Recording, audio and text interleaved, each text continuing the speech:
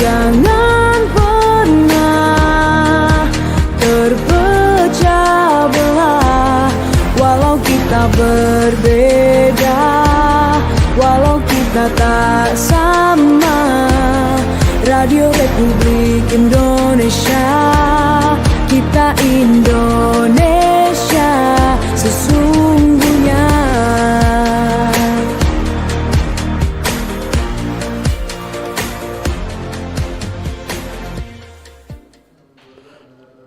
Baik, selamat pagi pendengar program 1 Radio Republik Indonesia Manado. Kita berjumpa lagi dalam dialog interaktif Sulut Bicara. Dan untuk pagi hari ini kita mengambil topik terkait kiprah nyata DPRD dari janji ke aksi. Oke, untuk membahas hal tersebut sudah hadir di studio program 1 Radio Republik Indonesia Manado, Bung Taufik Tumbelaka. Selamat pagi Bung Taufik. Tabea, pagi baik. Tabea. Terima kasih sudah hadir di studio Pro 1 RRI Manado. Bung Taufik ini tidak bosan-bosannya menjadi Bung Taufik, mungkin pakai mikrofon dulu. Oke. Ya. Oke, Anda tidak bosan-bosannya menjadi narasumber RRI Manado karena kita harus menyampaikan suara rakyat seperti ataupun kita menyampaikan aspirasi dari berbagai kalangan. Oke, kami juga telah mengundang narasumber dari anggota DPRD, yaitu Ibu Jane Laluyan, anggota DPRD Sulawesi Utara dari fraksi PD Perjuangan, dan juga Bapak Jenry Amrain, anggota DPRD Manado dari fraksi Gerindra. Sampai kemarin mereka mengkonfirmasi kehadiran, tapi mungkin satu dan lain hal mereka berdua tidak berkesempatan hadir di studio Pro 1 RRI Manado. Nah, lebih lanjut kita akan membahas terkait bagaimana kiprah nyata dari anggota DPRD baik provinsi maupun kabupaten kota. Saya kan berdiskusi dengan Bung Taufik. Sebentar juga akan hadir, akan gabung line Zoom dari HMI, tapi sekitar jam 9 lewat. Oke.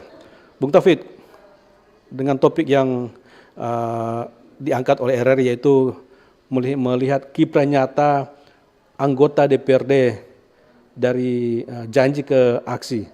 Kalau Anda menyoroti kiprah dari anggota DPRD saat ini seperti apa secara luas? Ya, terima kasih. Sebetulnya saya tertarik untuk datang, karena ini menyangkut masalah yang sangat krusial. Ya. Kebetulan Bung Bobi, saya itu lebih dari 16 tahun memantau dua titik kiprah kiprah dari DPRD, mulai dari lapangan Konisario sampai di sekarang di Kairagi. Saya juga memantau yang di kantor GUP, karena kantor Gubernur Jalan 17 Agustus, karena di dua titik ini sebetulnya epicentrum sosial dan politik Sulawesi Utara. Nah, kalau mau lihat terkait dengan pertanyaan tadi, masih jauh panggang dari api. Jadi pernah berapa tahun lalu, sekitar 3-4 sampai 5 tahun yang lalu saya mengatakan kalau ditanya yang sesuai harapan baru 10% untuk DPRD Sulut. Kalau DPRD Sulut itu ada 45, berarti 4. Yang setengah nggak kerja, belum nggak jelas. Nggak jelas. Nah, jadi kalau kita mau lihat yang sekarang, kayaknya menurun lagi, tidak sampai 10%. Jadi kalau dulu ada 4 atau hampir 5 orang yang bisa kita harapkan, masih ada harapan yang bisa kita kita mimpi jadi kenyataan. Kayak ini sudah di bawah 4. Oke, Bung Taufik, kira-kira parameternya apa sampai Anda menyampaikan bahwa kinerja dari anggota DPRD ini lebih dari tahun ke tahun ini menurun? Ya, nomor 1 adalah variabel kepekaan. Setiap wakil rakyat, setiap elit politik itu mesti peka. Itu lemah. Nanti kita bisa lihat indikatornya dari cara berpakaiannya, body language-nya, cara interaksinya itu jauh dari kepekaan. Yang kedua adalah tentu kompetensinya. Kompetensi itu bukan, saya nggak bicara misalnya dia S1, S2, S3. Tapi kemampuannya, ya, kemampuan menyuarakan dan itu hubungan dengan kepekaan. Ya, kepekaan. Nah, yang variabel ketiga adalah keberanian. Keberanian itu. Nah, menyampaikan aspirasi. Menyampaikan aspirasi, bahkan menyuarakan aspirasinya. Nah, karena kalau mau dilihat fungsi ada tiga kan, pengawasan, budgeting, anggaran dan legislasi. Nah, dari fungsi ini kita nyebutnya parlemen sebetulnya. Nah, parlemen itu dari kata bahasa Prancis le parler, artinya bicaralah kepentingan rakyat. Nah, ini kadang-kadang minta maaf. Mungkin ada yang sampai masa periodenya saya belum pernah dengar dia bicara. Nah, lalu ada lagi kalau masalah kepekaan dan keberanian. Kadang-kadang saya perhatikan kalau misalnya ada rapat, misalnya rapat dengar pendapat atau rapat yang lainnya, dengan instansi kalau ada Bung Bobi dan kawan-kawan ngomongnya lancar. Begitu Bung Bobi dan kawan-kawan keluar, kayaknya jadi maaf, Oke. Ada di Bawber saya dengar fenomenanya seperti itu. Di Bawber tadi ada pendengar yang menyampaikan bahwa anggota dewan ini sepertinya ada 3D atau 4D, datang, duduk, dengar, diam, do it. Nah, bagaimana Bang Taufik menangkap hal ini? Ini saya pantau sekali lagi ya, lebih dari 16 tahun. Jadi bukan cuma 1-2 tahun atau 1-2 minggu. Pertama, jangan coba datang hari Senin. Itu 50-50, jumlahnya yang datang sedikit. Nah, biasanya agak banyak Selasa dan Rabu. Tapi kalau Kamis sepi, apalagi Jumat. Nah, tapi ramenya kapan? Kalau mau ada kunjungan kerja keluar daerah, di pesawat itu pasti korum. Gitu. Bang Taufik, anggota dewan kan sebenarnya ad hoc, jadi tidak perlu tiap hari ngantor. Bagaimana melihatnya? Nah, itu sepakat. Tapi sekarang misalnya kami ingin menyuarakan aspirasi, mencari anggota dewan, menyampaikan di mana. Kedua, kalau misalnya dia tidak ada di kantor, di mana? Beri laporan. Misalnya bisa ya, ada 2 anggota dewan hari ini. Lapor hari ini jam 9 sampai jam 10 ada di sini. Nah, sekarang kan tidak ada konfirmasi ada di mana. Sebetulnya laporan itu ada. Emang pola kerjanya. Misalnya contoh ya, saya mesti sebut. Pada saat forum wartawan DPRD Provinsi Sulawesi Utara yang bisa dibilang forward, saya lupa tahun berapa, menetapkan Novi Mewengkang, Ketua Komisi 1 dari fraksi Gerindra sebagai paling rajin. Dan saya perhatikan, betul ya, Pak Ketua Novi ini Mewengkang, kalau misalnya pagi sudah ada, nanti dia menghilang jam 12 sampai jam 1. Karena mungkin makan siang ya. Tapi jam 1, dia balik lagi. 1:30 lah, udah ada lagi. Nah, lalu ada pola lainnya misalnya James Tuuk 2 kali apa 3 kali jadi anggota DPRD terbaik karena memang dia menyuarakan. Gitu. Terkait James Tuuk, saya sebenarnya mengundang beliau tapi memang beliau tiba-tiba memang tidak bisa hadir karena ada kegiatan. Saya memang pengen kemarin atau hari apa itu saya sudah komunikasi sama beliau memang sebenarnya tapi tiba-tiba dia bilang cari waktu lain, tapi karena ini udah dijadwalkan kita tidak bisa jadwalkan dengan jadi kita cari narasumber lain. Jadi Bang Taufik melihat sosok dari anggota dewan yang masih mempunyai hati nurani ini hanya dihitung dengan jari ya? Bisa. Saya ingat ya, saya. Mungkin Bung Bobi tolong bantu. Pak AHY Purukan. Senior. Nggak bisa dibantah ya. Ada teknik tertentu. Lalu kita ketemu kita nggak bisa ini mantan aktivis mahasiswa Unsrat, Benny Ramdhani. Lalu ada yang cool, calm and confidence tapi memang suaranya bagus. Leksi yang dari Gerindra, Minahasa Tenggara. Leksi Solang. Itu Bung, dia yang bersangkutan dari Mitra, itu setiap pagi jalan ke DPRD.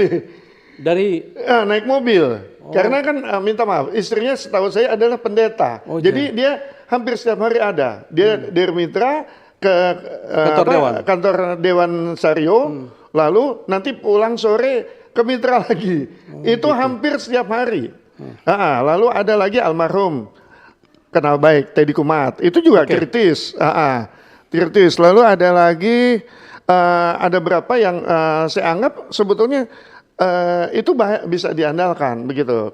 Kalau yang secara casing itu saya masih memegang Pak AHY Purukan sama Pak Leksi Solang. Pak Leksi Solang itu sederhana kemana-mana gitu penampilan. Kalau Pak siapa namanya almarhum mantan wakil wali kota Manado, Teddy Kumat, masuk aja nyantai. Nah, misalnya contoh, Bung, yang kita juga ingatkan, saya mungkin dari sini kita suarakan, kenapa sih baju resmi mesti jas? Oke. Nah, langsung dasi. Jas itu di barat itu untuk menghindari dingin. Oh iya, gitu loh. menjaga dingin. Nah. Jadi apa cocok dengan kita? Nah itu, kita cocok, kita udah punya batik, udah banyak itu contoh kecil. Itu lebih membumi karena kalau jas itu kita akan traumatik dengan yang namanya penjajahan kolonial. Iya, kalau yang Amtenar itu kan biasanya orang-orang yang kelas atas, kita kan warga negara Irlander katanya. Nah, jadi sebaiknya ada pemikiran. Kalau waktu lalu memang ada berapa orang berupaya tampil bersahaja. Oke, Bang, kembali ke topik. Kiprah nyata DPRD dari janji ke aksi. Nah, sejauh ini Anda melihat seperti apa mereka ketika di saat berkampanye, mereka menyampaikan janji-janji, bisa sebut juga janji-janji manis. Nah, setelah mereka duduk ini, mereka mungkin lupa terkait janji-janji mereka. Ya, itulah kesulitannya politisi di negara berkembang. Memang tidak semua ya oknum, tapi kalau bilang oknum ya kok banyak gitu ya. Sebetulnya janji politik itu, kalau seorang yang dianggap pemimpin itu tidak perlu janji hitam di atas putih. Itu udah materai sekarang 10.000, dulu 6.000. Udah mahal. Sudah mahal itu, karena orang dipegang itu janjinya. Nah, kalau janjinya, dan itu hubungannya dengan sumpah. Nah, ini kita mesti ingatkan, kalau dengan Bung Bobi, dengan saya tidak mendapat janji nggak apa, tapi ini ada yang di atas ya, kayak orang bilang tete manis lah ya. Nah itu, jadi ini kalau seperti ini ini hubungannya mungkin dengan motivasi. Motivasinya itu mungkin kalau di teori Abraham Maslow itu motivasi keempat, cari esteem and status. Jadi gimana mencari lebih kepada bermegah untuk dunia, bukan bermegah untuk Tuhan gitu. Jadi sebetulnya dengan keberadaan mereka itu, Bung, ya fasilitasnya mencengangkan. Itu kalau boleh saya angkat nih, tolong koreksi kalau ada saya salah. Itu adalah untuk yang DPRD Provinsi Sulawesi Utara itu per bulan kurang lebih 48.250 sekian. Bang. Kita bikin penasaran terkait tunjangan. Entar sebentar kita bahas, pendengar. Sebelum kita lanjut dialog kita pada pagi hari ini terkait kiprah nyata DPRD dari janji ke aksi, kita dengarkan dulu yang berikut ini. Kanal informasi dan inspirasi Pro 1.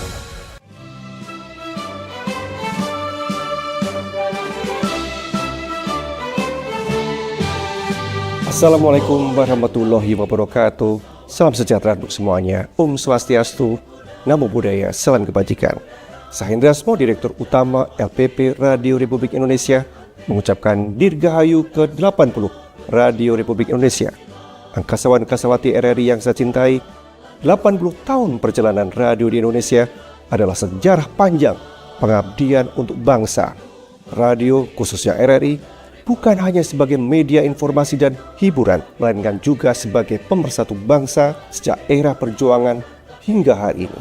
Dengan mengusung tema memperkuat peran RRI, mendukung tujuan negara, bersatu, berdaulat, rakyat sejahtera, Indonesia maju, kita menegaskan kembali komitmen RRI untuk selalu hadir di tengah masyarakat, menjaga persatuan nasional, meneguhkan kedaulatan, serta turut mendukung tercapainya kesejahteraan rakyat dan kemajuan Indonesia.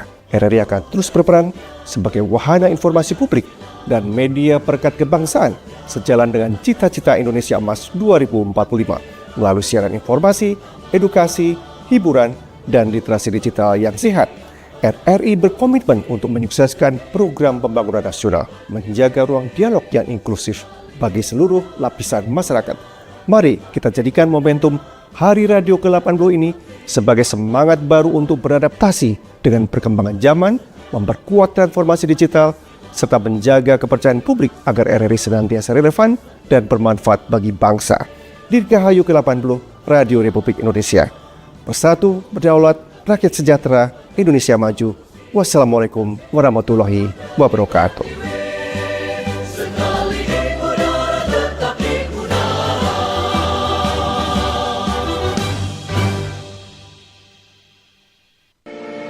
RRI Digital. Nikmati kemudahan interaksi, partisipasi, dan kolaborasi dengan RRI Digital. Interaksi, dengar dan saksikan siaran langsung kami, daftarkan akun kamu, dan mulailah berinteraksi di setiap program dan konten kami. Partisipasi, kreasikan konten kamu dengan berita, podcast, vlog, film, musik, dan playlist. Kolaborasi, kami mengajak berbagai komunitas untuk berkembang bersama melalui digital platform. RRI Digital sekarang menghadirkan terobosan baru, workspace platform dan online learning platform dengan fasilitas-fasilitas unggulan, monitor impact dan outcome, meeting online, video conference, dan library. RRI Digital menghadirkan fitur-fitur untuk peningkatan interaksi, partisipasi, kolaborasi, workspace, dan learning. Yuk, segera download RRI Digital. Kanal informasi dan inspirasi Terus Satu. Oke, masih dalam dialog Sulut Bicara dengan topik kiprah nyata anggota DPRD dari janji ke aksi. Oke, bagi pendengar yang ingin bergabung dalam dialog kita pada pagi hari ini bisa di line telepon juga WhatsApp di 0821 9583 9080. Oke, sudah ada yang masuk. Halo, selamat pagi.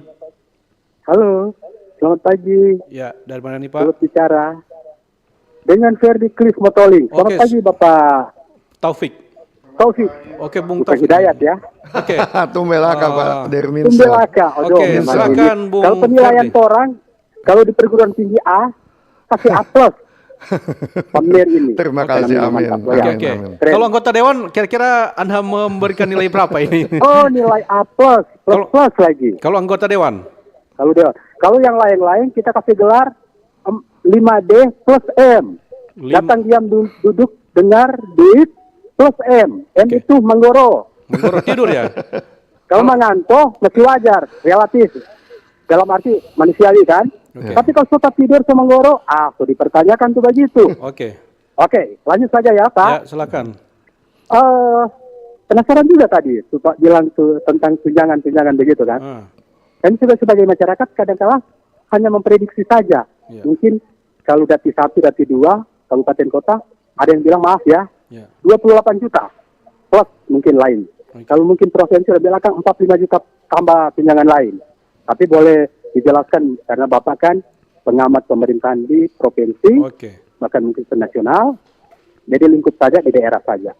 Tolong Bapak mungkin spesifikasi gaji atau tunjangan dari anggota dewan yang ada di Dati 1, Dati 2, provinsi dan daerah. Dan memang betul, saya mau bertanya dulu, kenapa narasumber 2 itu tidak hadir? Nah, ini Itu dipertanyakan oleh masyarakat. Oke. Jadi biarkan masyarakat yang akan menyimpulkan, menilai Oke. kenapa tidak hadir. Padahal sudah Ya. dikunjungi dan diundang oleh mengiyakan. RRI kan. Oke. Nah, itu adalah pertanggungjawaban Ya. kepada Pertanggung masyarakat. moral ya.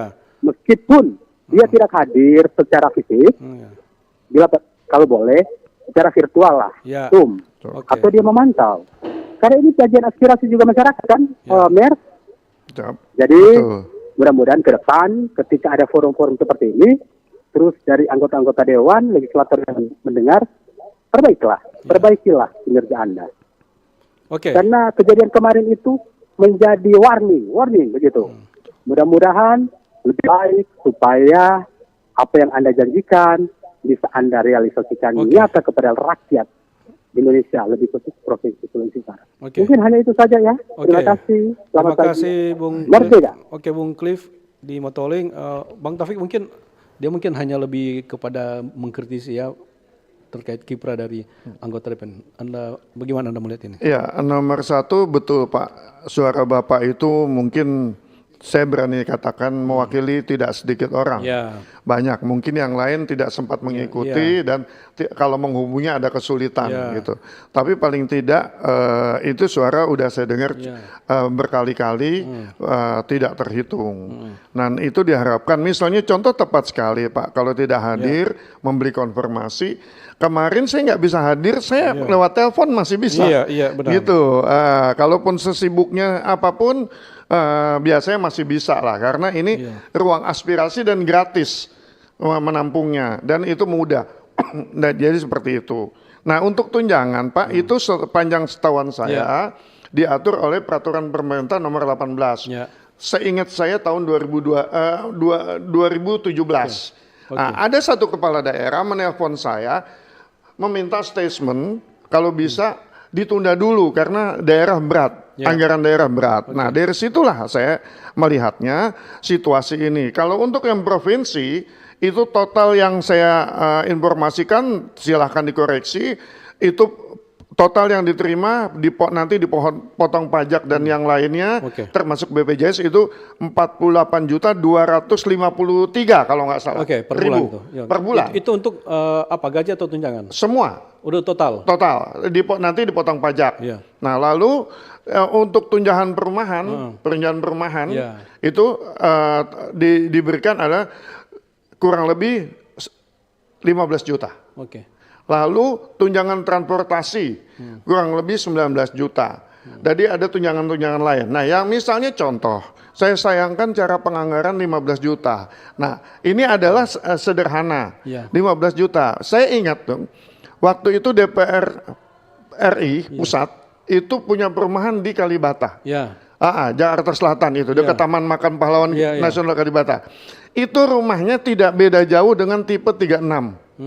Nah, saya bayangkan kalau DPR RI pada saat itu dikasih fasilitas dalam bentuk rumah dinas, kira-kira DPRD Provinsi Kabupaten Kota kan nggak usah jauh seperti itu. Kira-kira per bulan berapa, Bung Bobi?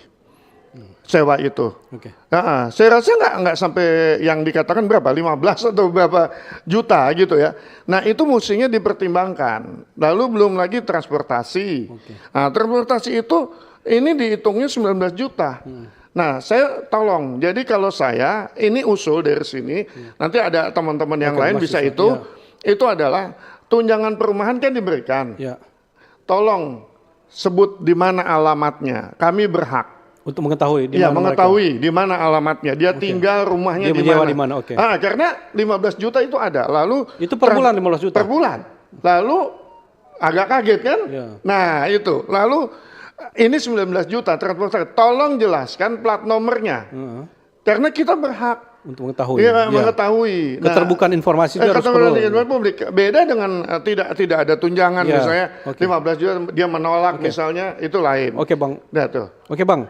Siap. Sudah ada dari perwakilan HMI, yaitu Radinal Muhdar, Eskap MM, Sekum HMI, Sulawesi Utara dan Gorontalo, yang juga Wakil Ketua 1 Forum Alumni BEM Sulut.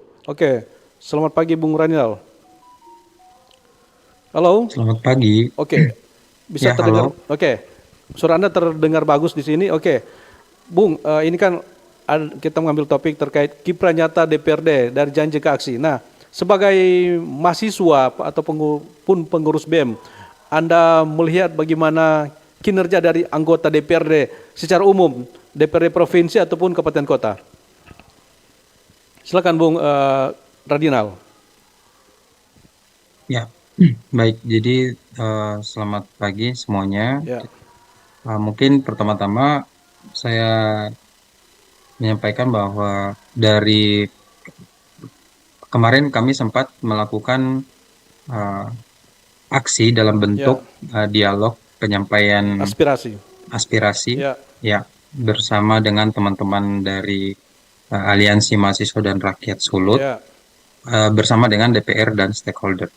Nah, dari forum itu kami menyampaikan bahwa sebenarnya ada hal menarik yang kami temui bahwa kalau kita tanyakan ke bapak-bapak kita atau ibu-ibu kita di pasar, apa sih kinerjanya DPR? Gitu. Pasti nggak ada yang tahu kinerjanya apa, gitu. Nah, karena kemarin sudah sempat juga disampaikan bahwa kalaupun ada kinerja ataupun ada pekerjaan yang sudah diselesaikan atau sementara dilaksanakan, itu biasanya tidak ada kanal informasi yang bisa diakses. Oke. Jadi kami pun tidak tahu apa sebenarnya yang sudah dilakukan oleh DPR, gitu. Makanya perlu untuk adanya kanal informasi sehingga masyarakat bahkan pada akar rumput terbawah pun bisa paham atau mengetahui apa sebenarnya yang telah dilakukan oleh wakil rakyatnya. Begitu.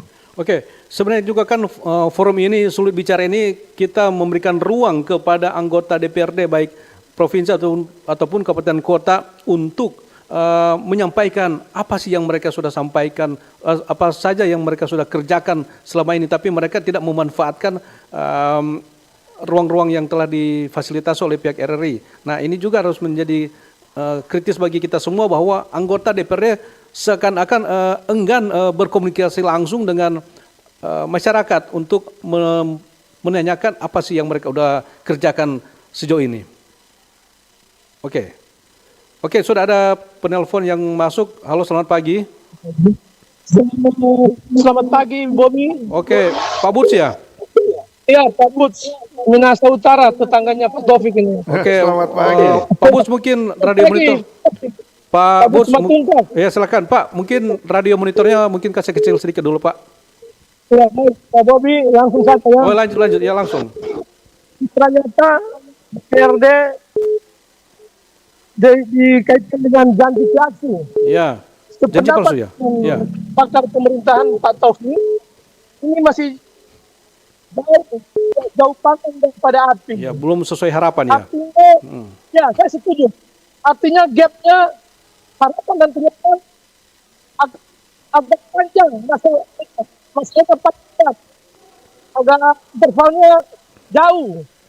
Kalau 110 ya setuju dengan penilaian tadi, masih 30% lah yang diharapkan. Jadi kalau 30% nilai 3 ya? Soal fungsi Bung Bobby, ya. Fungsi DPR sampai saat ini DPR berjalan karena pemerintahan ada fungsi legislasi, mereka buat peraturan dengan bupati atau gubernur, fungsi budgeting, mereka buat anggaran, fungsi pengawasan, kalau ada.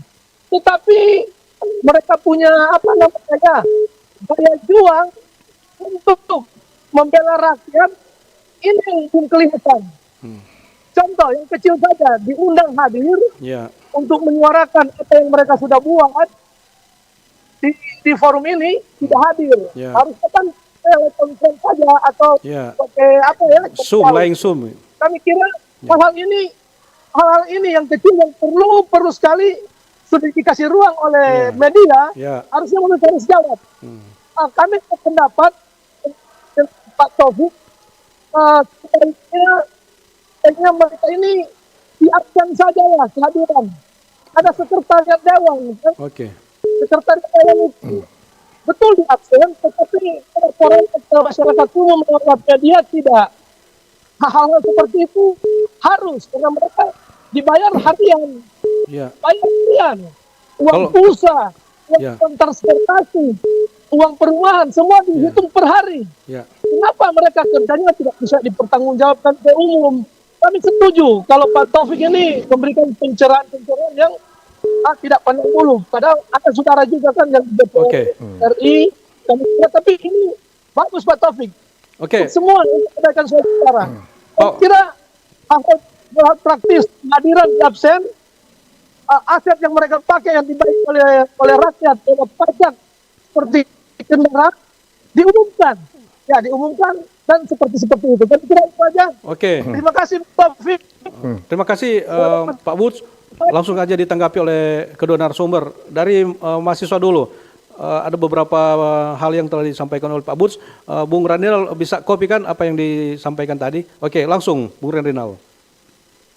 Ya, baik. Jadi memang kalau kita lihat masyarakat saat ini bertanya-tanya kan, apa sebenarnya yang sudah dilakukan oleh wakil rakyat mereka gitu. Nah, kemarin di dalam penyampaian aspirasi itu ada satu tuntutan yang kami sampaikan yaitu terkait dengan transparansi penggunaan anggaran maupun tunjangan dari DPR RI hingga ke DPR kabupaten kota.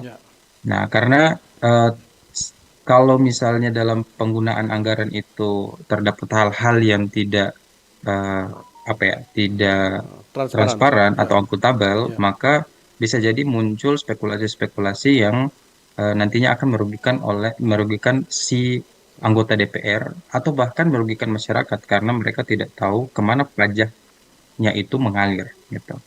Nah, kemudian tadi sudah disampaikan bahwa kenapa DPR sangat tertutup ketika kita mencoba untuk mengundang ke acara-acara yang berkaitan dengan penyampaian aspirasi ataupun ke acara-acara seperti ini misalnya di RRI. Itu yang menjadi alasan kenapa kami dari pihak mahasiswa ataupun aktivis itu menjadi geram. Gitu. Kebanyakan kalau bapak-bapak perhatikan, sebagian besar akibat dari aksi yang ricuh atau aksi yang berujung pada chaos itu akibat dari tidak diterimanya atau tidak ditemuinya masa aksi oleh para wakil rakyat. Gitu. Padahal tujuan kita untuk datang ke DPR itu tujuannya untuk menyuarakan aspirasi. Nah, kita inginnya untuk ketemu dengan DPR, tapi pada saat di gedung DPR kita dipertemukan dengan aparat kepolisian. Gitu. Jadi seolah-olah mahasiswa itu dihadapkan dengan aparat. Nah, pada akhirnya aparat itu dijadikan atau stigmanya jadi sebagai musuhnya mahasiswa. Gitu. Padahal mereka hanya melaksanakan perintah sesuai dengan arahan dari atasan. Jadi kalau kami melihat bahwa perlu ada transparansi penggunaan anggaran, kemudian adanya keterbukaan dari para wakil rakyat ini untuk mendengar maupun menyampaikan apa yang sudah mereka lakukan itu sebagai wakil rakyat. Bung Taufik. Ya, apa yang disuarakan itu memang sudah akumulasi ya, penumpukan. Jadi kita kadang-kadang juga agak bingung situasi itu yang saya katakan variabel kepekaannya itu lemah. Nah misalnya minta maaf Bung Radinal dan kawan-kawan kemarin diterima ya RDP rapat dengar pendapat. Itu kan ruangannya kecil Bung. Saya ini 16 tahun keluar masuk itu ada banyak ruangan lain. Jadi kayak nggak niat nerima nih aspirasi itu. Jadi saya lihat, saya nggak datang tapi saya lihat dari foto-foto kenapa di ruangan seperti itu, ada ruangan itu dari situ saja saya sudah bingung. Artinya terbatas untuk menampung mahasiswa. Dan itu juga akhirnya seperti ini formalitas seremonial. Lalu yang disuarakan di Jakarta itu belum ada aksi yang jelas di sini dalam arti DPR apa. Misalnya oke, kita sepakat mengurangi tunjangan rumah yang berapa tadi 19 atau 15 juta itu dikurangi 15 juta jadi misalnya setengahnya itu. Lalu ini karena begini itu tadi betul. Itu uangnya rakyat. Jadi rakyat mesti diberi pencerahan. Kalau misalnya dia punya motor, itu bayar pajak, itu masuknya di PAD. Lalu kalau bayar yang lain, rata-rata udah punya udah punya HP. Nah, beli pulsa itu masuk di pajak. Ada pajaknya semua. Dan itu untuk membiayai salah satu itemnya adalah wakil rakyat kita. Nah itu jadi masyarakat kadang-kadang nggak tahu. Gitu. Apa sih yang enggak itu ada. Semua ada pajak, kendaraan, ada yang masuk di PAD, ada yang masuk ke pajak pusat, ada banyak. Nah itu didistribusikan untuk kepentingan termasuk jalan di kabupaten kota gitu, di provinsi, nasional berarti APBN. Itu ada juga, emang ada mixnya gitu. APBN dan APBD nanti ada penempatan. Itu yang perlu pencerahan. Lalu yang kedua, kalau saya kasih tahu aja, saya lebih dari 16 tahun ya, sekali lagi, itu benturan itu, gesekan itu buat saya biasa. Dan biasanya cuma di lokal situ, setelah selesai mereka pulang tuh adik-adik mahasiswa. Nggak ada deh, coba deh lihat, mau yang di mana.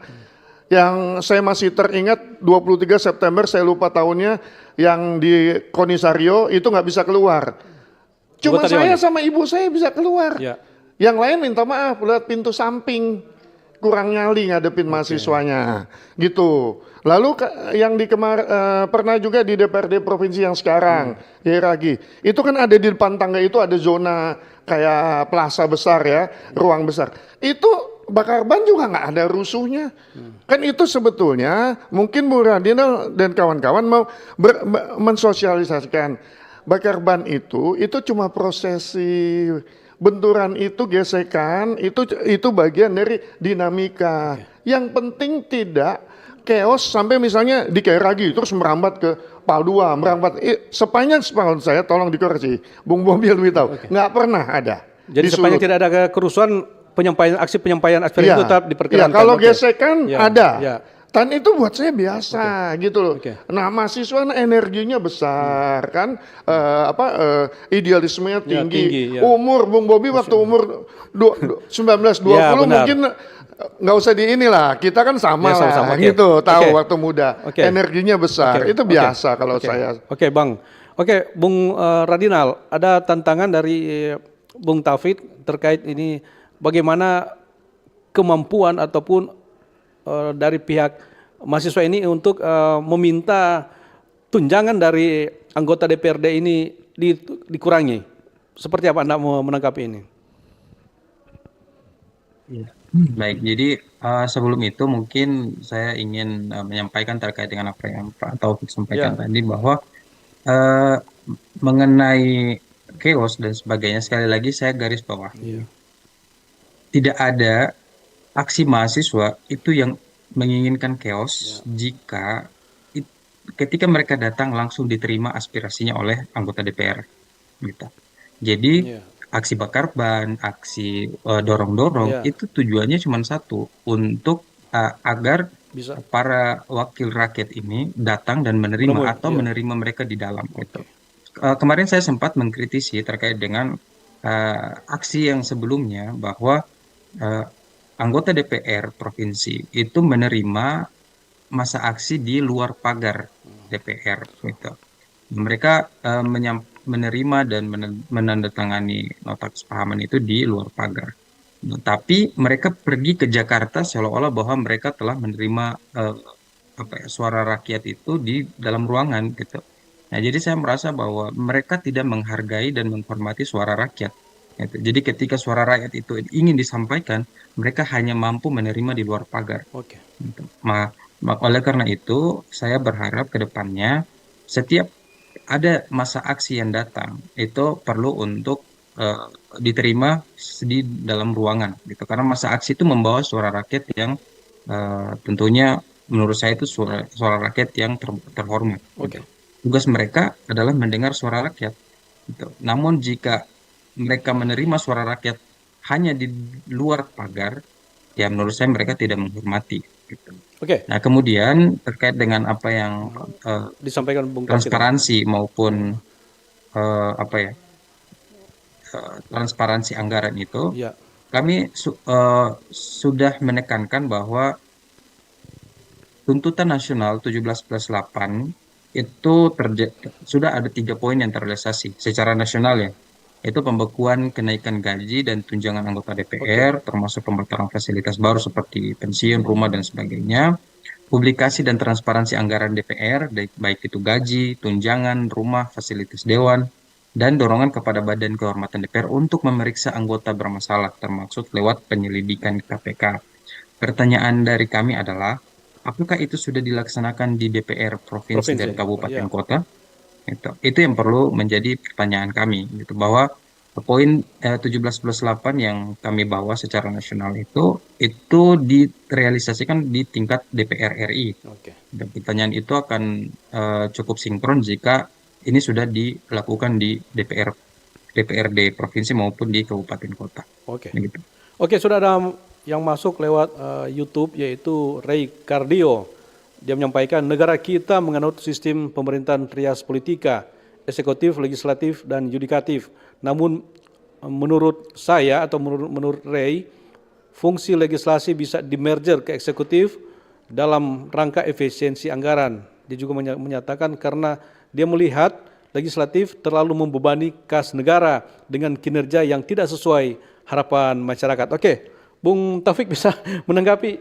Ya, ini sebetulnya yang dibilang teras politika itu dari Montesquieu. Sebelumnya ada lagi dan itu berkembang, bahkan sekarang kita nyebutnya ada pilar keempat, for estate. For estate itu Bung Bobi, pers sebagai penjaga kewarasan demokrasi. Yang masuk juga for estate itu tuh adik-adik mahasiswa, rekan-rekan mahasiswa. Ya, saya nyebutnya nih pers, kampus, aktivis mahasiswa itu penjaga kewarasan demokrasi. Nah, persoalannya karena tidak waras lalu muncullah usul-usulan yang sebetulnya ini nanti diperdebatkan kita cari pola yang benar gitu. Tapi saya mau katakan, saya udah dari 10 tahun yang lalu pernah melontarkan sistem yang buruk, tapi pelaksananya malaikat, pasti hasilnya surga. Sistem yang baik, tapi pelaksananya setan, tetap aja neraka hasilnya. Saya bukan orang rohaniawan, tapi logikanya seperti itu. Mau bikin sistem seperti apapun, seperti itu. Lalu kita kan lihat juga komposisi di DPR Provinsi Sulawesi Utara. Saya nggak melarang kalau suaminya pejabat, lalu istrinya jadi anggota DPRD, lalu anaknya. Tapi kapabilitas dan aksesibilitas, kompetensinya, lalu 3 variabel yang saya kepekaan, lalu kemampuan dan juga keberanian menyuarakannya ada apa enggak? Nah kalau tidak, itulah yang disebut nepotisme. Gitu, bukan lagi masalah bicara yang lainnya. Tapi kalau misalnya dia bersuara bagus, saya ingat saya tuh anggota DPRD provinsi yang 2 atau 3 periode mendapat predikat terbaik, Jim Suuk. Itu kan terbaik. Adiknya kan wakil bupati. Kenapa gitu loh? Tapi itu dibilang nepotisme, saya bilang enggak. Karena kemampuan itu. Iya, itu nepotisme ketika tidak punya kemampuan, tidak punya kompetensi. Dipaksakan. Lalu dipaksakan. Nah ini tantangan buat partai. Jadi kalau enggak ini harus berani recall. Emang harus aturan ini dirubah. Gitu. Kalau misalnya sekarang kan penguasa ini kan bukan wakil rakyat. Itu disebutnya kan idenya saya tangkapnya karena penguasa itu bukan wakil rakyat, ketua partai. Dia bisa mengancam anggotanya untuk di-recall atau pergantian antar waktu bahasa halusnya. Kayak gitu. Jadi ada panjang ini dialog ini. Tapi yang pasti kita mendukung karena sejarah perubahan dunia itu dari anak-anak muda, dari orang muda, khususnya intelektual muda yang membakar di Neval itu semangatnya itu kan intelektual muda SMA. Kalau adik-adik Bung Radinal dan kawan-kawan ini kan sebetulnya udah bukan remaja, pemuda memang. Nah, mereka lah yang kita harapkan untuk kalau kita cuma tuturi handayani melihat aja dari belakang begitu. Oke Bang, Bung Radinal ini dari Kaido ini saya bisa garis bawahi atau rangkum bahwa legislatif ini terlalu membebani kas negara. Nah, dikaitkan dengan merger antara eksekutif dan efisiensi merger legislatif ke eksekutif ini artinya bahwa ada keinginan dari masyarakat untuk menghapus anggota legislatif ini. Bagaimana Anda melihat ini, Bung Radinal? Ya, oke, mungkin suaranya keresahannya. Ya, oke, lanjut. Ya, ini mungkin bentuk keresahan dari masyarakat sebenarnya. Ya. Nah, tadi saya sepakat dengan apa yang disampaikan oleh Pak Taufik bahwa tidak ada sistem yang benar-benar rusak, gitu. Yang rusak adalah yang menjalankan sistemnya. Gitu. Jadi trias politika dari Montesquieu itu memang sudah membagi kekuasaan supaya tidak absolut itu dalam 3 kan. Jadi ada dari legislatif, kemudian ada eksekutif dan juga yudikatif. Nah, dalam hal ini, menurut saya dalam pembagian ini sudah sangat relevan. Gitu. Hanya saja bagaimana kita menempatkan right man on the right place. Gitu. Jadi siapa yang berada pada eksekutif, ya melaksanakan tugas-tugas eksekutifnya. Gitu. Siapa yang ada di legislatif menjalankan tugas-tugas legislatifnya. Tapi kenyataannya saat ini seolah-olah kayak legislatif yang merupakan suara, mata dan juga telinga rakyat itu menjadi bagian dari eksekutif gitu. Kaki tangannya eksekutif di gedung DPR gitu kan. Nah, jadi agak menjadi miris gitu. Nah, tapi saya juga percaya bahwa reformasi untuk transformasi DPR itu perlu dilakukan dari pertama adalah bagaimana kita melihat undang-undang pemilu dan juga undang-undang partai politik ini di diefektifkan gitu. Karena kami memandang bahwa salah satu faktor yang menjadi perusak dari negara ini adalah partai politik gitu. Nah, jadi partai politik ini yang mensuplai SDM-SDM yang akan menempati Posisi legislatif, legislatif, yang menempati eksekutif, bahkan yudikatif gitu. Jadi ketika mereka bobrok dari partai politik, maka mereka akan bobrok juga dalam hal menjalankan tugas sebagai legislatif, eksekutif, maupun yudikatif nantinya. Nah, begitu juga dengan penempatan-penempatan posisi tertentu yang itu pada dasarnya adalah merupakan hampir sebagian besar merupakan pertimbangan dari legislatif gitu. Nah, legislatif ini kan sarang para politikus yang merupakan bagian dari partai politik. Gitu. Pertanyaannya, pengkaderan di setiap partai politik sudah sejauh mana dapat membentuk kadernya untuk memberikan diri untuk rakyat gitu. Jadi mereka bekerja untuk rakyat, bukan untuk ketum partai seperti yang disampaikan oleh salah satu anggota DPR RI yang mengatakan bahwa mereka itu hanya Korea-Korea gitu. Jadi mereka menjalankan tugas ketum partai gitu, bukan berdasarkan dapil ataupun para rakyat yang memilih mereka. Ini menjadi satu hal yang disayangkan ya, karena rakyat memberikan harapan besar dalam suara ketika memilih mereka, tapi pada akhirnya yang mereka perjuangkan adalah suara-suara kelompok kecil mereka di partai politik dan juga bahkan individu-individu mereka sendiri. Nah, dan terakhir kalau dari saya untuk poin ini sebenarnya ada hal yang perlu kita garis bawahi bahwa kualitas dari setiap kader yang dilahirkan itu perlu untuk disaring lagi gitu. Apakah karena mereka menjadi anggota atau parlemen itu adalah bagian dari meritokrasi atau bukan gitu. Nah, itu menjadi perhatian dari kami sebagai seorang mahasiswa. Sudah ada masuk lewat WhatsApp. Selamat pagi Bung Taufik Tembelaka dan Bung Radinal. Bicara topik sebaiknya ke depan standar pendidikan minimal S1 agar di forum tahu bicara, karena kenyataannya karena punya uang ternyata pakai C. Dan mohon Pak Taufik dan Bung Radinal, tim penilai, jika kinerja buruk ada rekomendasi untuk tidak bisa dicalonkan lagi. Oke, dari Pak Sagai. Langsung ditanggapi oleh Bung Taufik. Ya, ini usulannya sama Bung Radinal, ada standar memang dipertanyakan. Tapi emang salah satunya adalah poinnya adalah level pendidikan. Walaupun saya juga menemukan ini kan masalah kepekaan. Kayak saya bilangnya idealisme itu bagaimana? Itu sebetulnya tidak hubungan dengan pendidikan. Pendidikan itu S1, S2, S3 itu selain ilmu dan pengetahuan mengajarkan kita berpikir runtut. Itu. Nah, saya temukan juga yang tidak S1 bagus. Saya alumni UGM, saya ketemu alumni UGM abal-abal itu S2 gitu loh. Jadi agak sulit kita karena negara kita belum kuat dalam standar pendidikannya. Jadi bahkan ada beberapa teman minta kalau dia doktor di belakang dijelaskan doktornya dari mana. Bukan doktor apa ya, dari mana. Dari mana? Oh, maksudnya lulusan kampus mana? Saya Bung berani ngomong Bung Bobi Ajar ini kan saya berani ngomong kan karena apa? Saya emang disiplin ilmunya politik pemerintahan di Sopol UGM. Itu Bang Budovik punya apa ini? Iya, bidang. Jadi itu bisa sebagai salah satu item, tapi memang yang paling ini adalah gimana pengawasan eksternal yang dibilang pilar keempat. Wartawan, jurnalis, pers, aktivis mahasiswa. Saya tambahin lagi unsur masyarakat yang non partisan dan non partai. Gitu.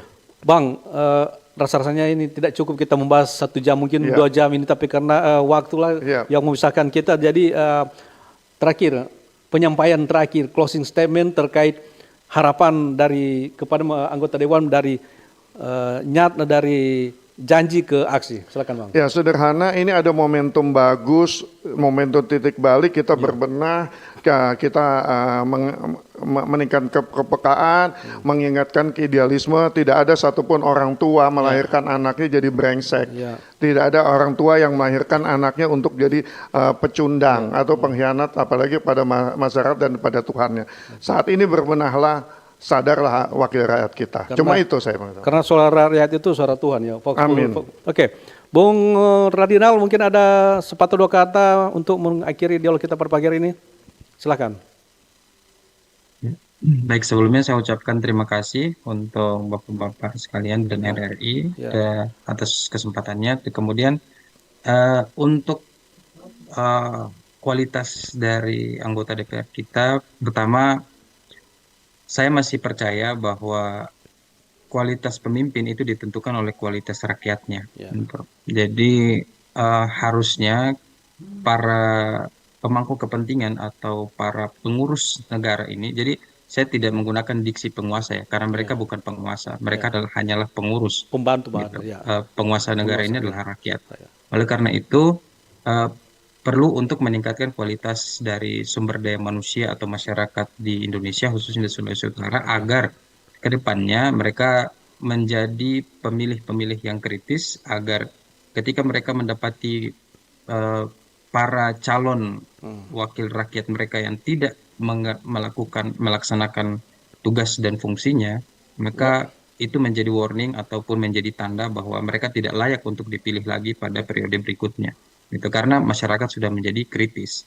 Itu ketika masyarakat tidak kritis, maka setiap tahunnya kita akan selalu dipermasalahkan dengan para pemilih yang hanya mengutamakan money politik atau hanya dilihat dari ketenaran dari para calon-calon yang mereka pilih. Jadi mungkin itu.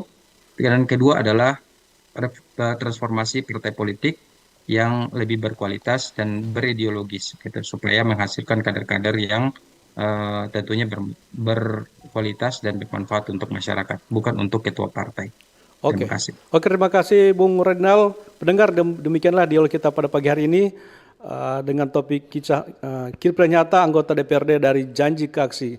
Kita berharap dialog ini bisa memberikan manfaat bagi semua pendengar, masyarakat, para pemilih agar benar-benar memilih wakil rakyat yang mampu menyuarakan aspirasinya untuk pembangunan Sulawesi Utara, bahkan pembangunan Indonesia untuk lebih maju ke depan. Terima kasih Bung Radinal. Mungkin ke depan juga kita bisa undang untuk dialog langsung di studio tandem dengan Bung Taufik untuk membahas hal-hal, karena serasa tidak cukup ini 1 jam untuk berdialog.